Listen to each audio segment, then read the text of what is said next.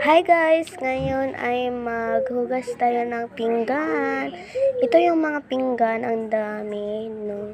So, mag-start na ako magwas-was dyan at saka naghugas ako ng kamay and may pandesal pa sa sa pinggan. Tinatapon ko pa at pinapos ko at pinamadali ko kasi para mataas yung time, ganyan. Ang kalas ng tubig, ginaganito.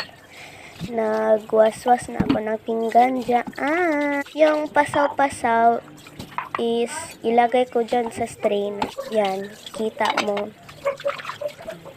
Diba? Basa pa yung damit ko dyan. Ang galing ko mag-voice over no. Hugas ako dyan. Wala yung nagtutulong. Char. Minsan lang ako maghugas. Hugas? At ganyan.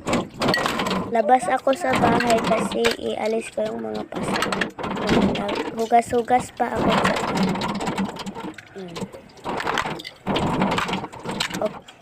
Hugas ako dyan. Okay, hugas ako dyan. Pag niyo napansin yung kapatid ko kasi nag-iyak. Hugas pa ako dyan. Alis na tayo. Labas na tayo sa bahay kasi itapon natin yung pasaw.